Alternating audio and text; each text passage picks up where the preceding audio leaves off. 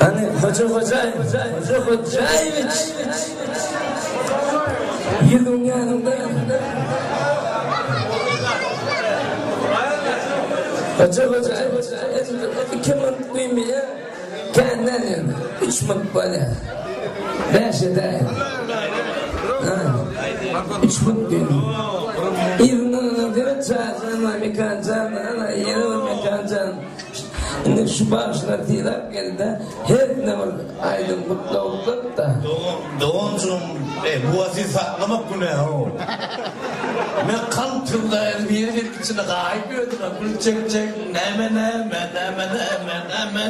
kul çekecek İptihamına doğuncum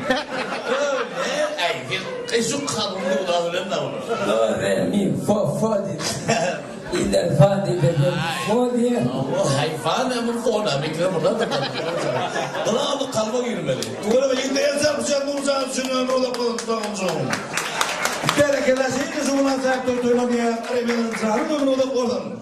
Şu konuşan canaha bakın. Nurcan ömrü da koydum doğuncum. Hidrit otuyor kalan. Semine din ayıtışı otuyor da. Sıkılığıma da diyeyim o. Adamlarda aklımda kalma gibi kalma da diyeyim Nurcan.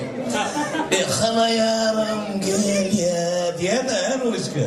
Soğan ben mantuanlı kıyıldı üzümü örüşük bağlamalı derim ya. Akça kaçtımara zıkkılayan hoşu bilirim.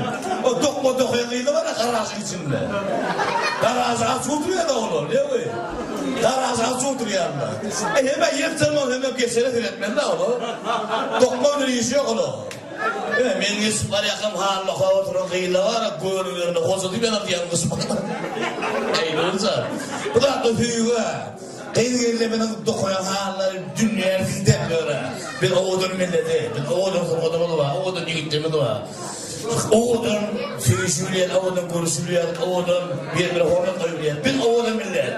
Yaşanın Türkmenistan her tarpışıyan berekeller. Doğuncum, sen bana Türkmen'in hükümünü, Türkmen'in kalıbına giriyen başı hükümünü, Türkmen'in ağlasın, Türkmen'in hüyüsün, Türkmen'in şahatlasın, Nurcan ömrü olan doğuncum. Silte doğuncum, silte. Onu deme. Nurcan'ın şehirlerini yolu yarat, Nurcan devar ya, çağcayıcı. Mekana dahi bir hormat bir adım mikrofona zar ya. Mekana dahi var, vapışı da aynı böyle, ne uğradım lan? O prostar mı uğradı? Kalktı mı? Vapışı mekana dahi var, doğru emin, fon, ne uğradım? Müfam mı ya, fon mu? Bu iş kadar ki. Ama tadına baksınlar, ömrüne ulaşmadım, doğun çıkmamış. Berekeller, mekancan, filtre doğuncunun elinde ama toy oldum, berekeller, bu da işler.